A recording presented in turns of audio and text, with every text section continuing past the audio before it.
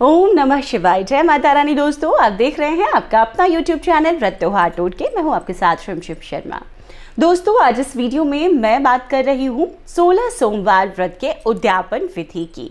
किस तरीके से 16 सोमवार व्रत पूरे होने पर आप 17वें सोमवार को व्रत का उद्यापन करेंगे, क्या विधि रहेगी, क्या प्रसाद बनाएंगे, हवन किस तरह से करेंगे, कितनी जोड़ियों को जमाएंगे, किस तरह के वस्त्र पहनेंगे, क्या दान करेंगे, उद्यापन में आपको किन्हें बुलाना चाहिए, किससे करवाना चाहिए, घर में करें, मंदिर में करें, ये तमाम जानकारियां और कई अन्य जानकारियां आपको इस वीडियो में मैं देने जा रही हूं।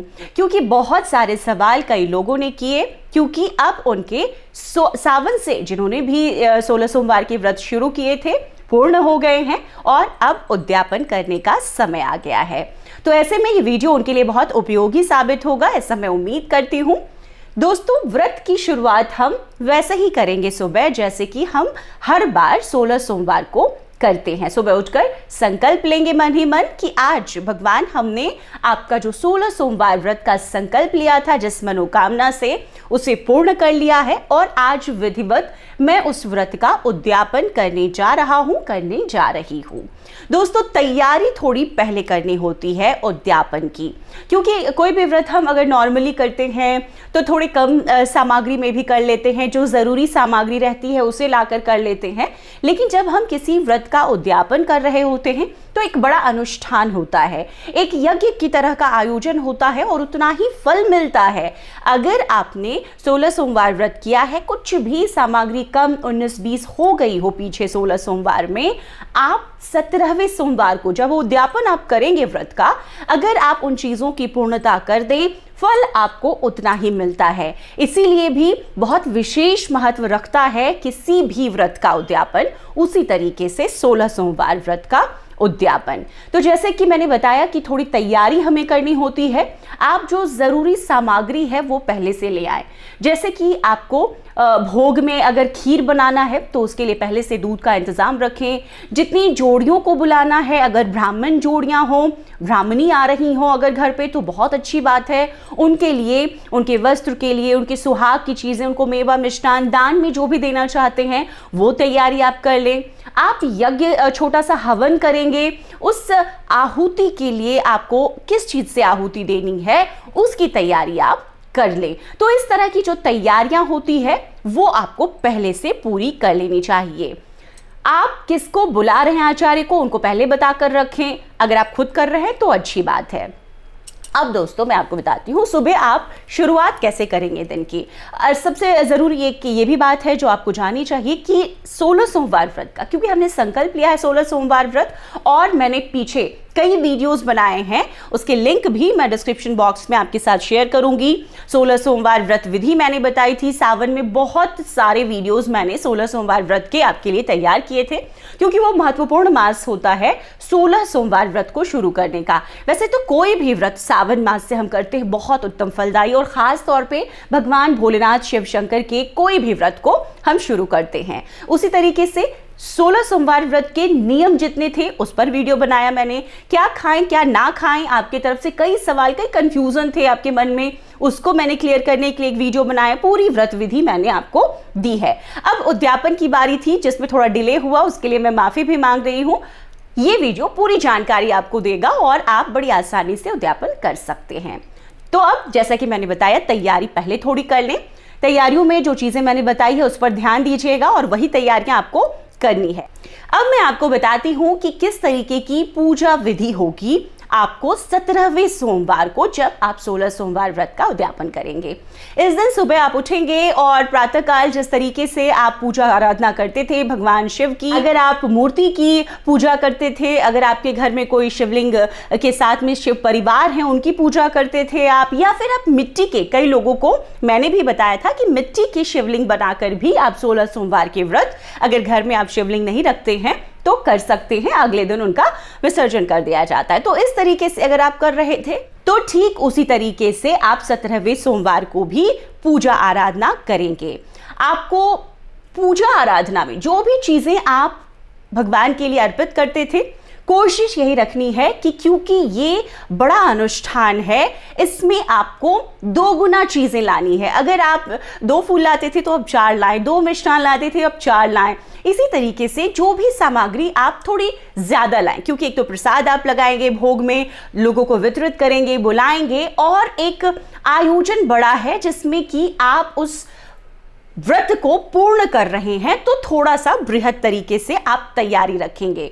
आप अगर इस दिन भगवान का स्नान कराते थे, पंचामृत स्नान, तो आप 16 सोमवार व्रत के दिन एक छोटा सा रुद्राभिषेक भी करा सकते हैं। अगर नहीं भी करा सकते हैं कोई बात नहीं है, आप पंचामृत स्नान तो जरूर कराएं। उसके बाद जैसे मैंने बताया कि अगर आप 2 फूल लाते थे, कोशिश करें कि इस दिन भगवान शिव के प्रिय ज्यादा से ज्यादा फूल लाएं, बेलपत्र लाएं, उन्हें अर्पित करें। खूब अच्छा एक मंडप सजाएं, बंधनवारों को लगाएं और बहुत ही अच्छे से भगवान शिव के पूजा स्थल को आप सजाएं इस दिन। इसके बाद जिस तरीके से विधिवत पूजा होती है, जिसमें कि आपको कलश की स्थापना करनी होती है, आप कलश बनाएं। कलश के लिए अष्टदल कमल बनाना जब होता है भगवान शिव के लिए, तो सफेद चावल का इस्तेमाल कीजिए। अष्टदल कमल पे भी मैंने एक वीडियो बनाया है, चावल से कैसे बनाएं, आप उस वीडियो को जरूर देखें। तो इस तरीके से आप कलश की स्थापना कीजिए। कलश पर भी एक वीडियो मैंने आपके लिए बनाया है, जिसमें कि मैंने बताया है दीप कलश कैसे बनाएं, श्री कलश कैसे बनाएं, वो आप देख के वहां से रेफरेंस लेके भी आप कलश बना सकते हैं भगवान शिव के लिए भी। अगर आपने 16 सोमवार व्रत में पीछे नहीं भी बनाया है, तो 17वें सोमवार को जिस दिन उद्यापन कर रहे हैं उस दिन जरूर स्थापना करें कलश की। विधिवत पूजन का मतलब होता है दोस्तों कलश स्थापना करके भगवान गणेश का आह्वान करके किसी भी पूजन को आगे बढ़ाना बहुत जरूरी है ये। तो आप कम से कम, अगर पीछे आप नहीं कर सके, कामकाज में व्यस्तता रहती है, जल्दी ऑफिस जाना होता है या घर में बहुत ज्यादा काम है, तो हम कथा पढ़ के और पूजा कर लेते हैं, लेकिन उद्यापन वाले दिन ऐसा नहीं करना चाहिए।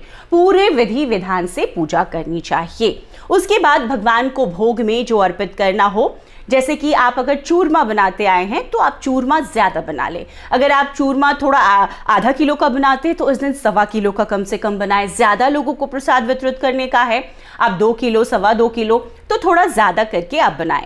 अगर आप खीर का भोग लगाते थे, भगवान शिव को खीर का भोग बहुत प्रिय है और 16 सोमवार व्रत में व्रती लगाते हैं खीर का भोग और प्रसाद के तौर पर वही ग्रहण करते हैं। अगर आप उद्यापन वाले दिन भी चाहते हैं खीर का भोग लगाना, तो थोड़ा ज्यादा, जैसे मैंने पहले भी बताया कि दूध की व्यवस्था रखें, आप खीर के शुद्ध चावल की व्यवस्था रखें, खीर बना लें, वही भगवान को आप भोग में अर्पित करें। फूल, जो भी फल सीजनल मिलते हैं वो आप सीजनल फल ले आए। नैवेद्य जो भी आपकी इच्छा है, घर में आप लड्डू बना सकते हैं, चूरमे का लड्डू बनता है भगवान शिव के लिए, वो बना सकते हैं, या कोई भी बाहर से आप रेडीमेड भी ला सकते हैं मिठाई, कोई दिक्कत नहीं है। तो विधि विधान के अनुसार उनका रुद्राभिषेक करें, उनको वस्त्र अर्पित करें। भगवान शिव को वस्त्र हम सफेद अर्पित करते हैं, अगर सफेद नहीं कर सके तो हल्के पीले रंग के, क्रीम कलर के ऐसे आप अर्पित करें, लेकिन सफेद कोशिश करें। माता को आप चाहें लाल रंग के, पीले रंग के, जो भी वस्त्र अर्पित करना चाहते हैं। पूरे शिव परिवार की पूजा आपको करनी है, आप चाहें तो सभी के लिए वस्त्र लाएं। भगवान कार्तिकेय के लिए भी लाएं, गणेश जी के लिए लाएं, आप शिव भगवान, माता पार्वती, इनके लिए तो आप लाएंगे ही, तो सबके लिए वस्त्र लाएं। कोशिश करके अगर आप अपने लिए भी नया वस्त्र ले सकते हैं तो जरूर लें। महिलाएं अगर हैं तो हल्के पीले क्रीम कलर का पहने, अगर पुरुष कर रहे हैं तो वो सफेद रंग का भी वस्त्र पहन सकते हैं भगवान शिव की पूजा आराधना में। तो इस तरीके से आप ये तैयारी पहले से करके रखें। अब बारी आती है कि आपको ब्राह्मणों के लिए भी वस्त्र लाने हैं, वो भी आप लाएं। जितने ब्राह्मणों को आप बुला रहे हैं, अगर एक आचार्य हैं उनको बुला रहे हैं तो उनके लिए लाएं। अगर जोड़ियों में कई लोग, क्या होता है कि 16 ब्राह्मण जोड़ियों को बुलाते हैं, उन्हीं को जिमाते हैं, ये संभव नहीं हो पाता है ज्यादा कर। तो ऐसे में आप जो भी 1-2 लोग भी, और कोई भी विवाहित जोड़ी आपको मिले, आपके परिवार में भी जैसे भाई भाभी हैं, दीदी जिया जी को आप बुला सके, ऐसी भी जोड़ियां हैं, आप उनको भी जिमाएंगे और उनको भी कोशिश करके अगर दे सकें तो वस्त्र दें। नहीं दे सकते कोई बात नहीं, भाभी हैं उनको सिंदूर बिंदी ही दें, लेकिन दें। सुहाग की कुछ चीजें अगर आप मनवांछित वर के लिए कर रही हैं जरूर देनी चाहिए। खास तौर पे जो कुंवारी लड़कियां करती हैं भगवान शिव भोलेनाथ का 16 सोमवार का व्रत, वो मनवांछित घरवर के लिए करती हैं, उनको ऐसा करना चाहिए। पूजा विधि को आगे बढ़ाते हुए अब मैं आपको बता दूं कि पूजा विधि में भगवान को भोग लगाने के बाद में आपको कथा कहनी है। इस दिन भी कथा कहकर आप उसके बाद हवन भी करेंगे। हवन के लिए जैसे मैंने पहले भी बताया आपको शुरुआत में कि सामग्री आप पहले से रखें। आहुति भगवान भोलेनाथ के मंत्र से आप आहुति दे सकते हैं। ओम नमः शिवाय इस मंत्र से भी आप आहुति दे सकते हैं। आप चाहें, आपको महामृत्युंजय मंत्र याद है, आप महामृत्युंजय मंत्र से आहुति दें। हाँ, लेकिन मंत्रों के उच्चारण में एक बात जरूर आपसे आग्रह करूंगी, अगर मंत्र आप उच्चारण सही करते हैं तभी उनका उच्चारण करें। ध्यान दें, अगर गलत कर रहे हैं तो उससे बढ़िया है आप किसी आचार्य को बुलाकर उनकी मदद ले सकते हैं, या फिर शुद्धता से ध्यान देकर मंत्रों का उच्चारण करें। तो इस तरीके से आपको आहुति देनी है। आहुति आप 29 दे सकते हैं, 108 दे सकते हैं। बहुत छोटी सी भी, बहुत लोगों का ये सवाल रहता है कि क्या हवन जरूरी है? करनी चाहिए। जब किसी चीज की पूर्णता होती है, कहा जाता है दशांश, हम उनको किसी भी पुण्य का 10वां हिस्सा जो है वो आहुति दे देते हैं अग्निदेव को, उसका पूरा पुण्य फल प्राप्त करने के लिए। तो ये करना चाहिए, इससे पूर्णता होती है उस पूजा व्रत की। अब एक बहुत ज़रूरी बात है कि जो कुंवारी कन्या है, ऐसा माना जाता है कि आहुति जब हम दे रहे हों तो अकेले बैठ के ना दे, तो अपनी माता के साथ बैठकर वो आहुति दे सकती हैं। आहुति में परिवार के तमाम लोग सम्मिलित हो सकते हैं। परिवार में भाई हैं, पिताजी हैं, शादीशुदा हैं तो उनके पति हैं, और अगर विवाहित महिला है तो पति का साथ बहुत ज़रूरी है। पति के साथ ही वो उद्यापन विधि को संपूर्ण करेंगी।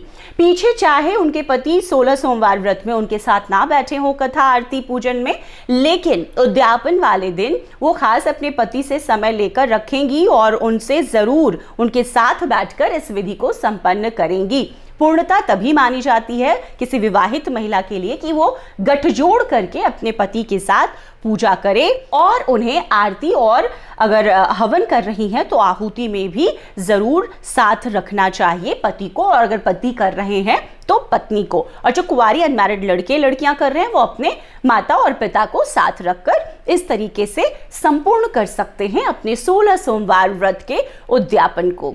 प्रसाद का मैंने आपको बताया था कि आप अपनी मर्जी से, बहुत लोगों का ये सवाल है कि कितना प्रसाद बनाए, वो आप अपनी मर्जी से बना लें। आप देखेंगे जितने लोगों को बुलाना चाहते हैं उन लोगों के हिसाब से प्रसाद की तैयारी कर लें। प्रसाद क्या आप रखेंगे उद्यापन में? वही प्रसाद आप रखिए जो आपने पहले 16 सोमवार व्रत में शुरू किया था, आपने जो भगवान को भोग लगाया था। अगर आप खीर से आपने किया था शुरू तो खीर रखें, अगर आपने चूरमे से किया था, किसी फल से किया था तो मेन प्रसाद एक वो जरूर रखें। इस दिन भी आपको सुबह कथा कहनी है भगवान की, जिस तरीके से आप पहले करते आए मैंने ये बताया है। उसके बाद ये जो पूजा संपूर्ण पूजा होगी, सुबह की पूजा आपको करनी है।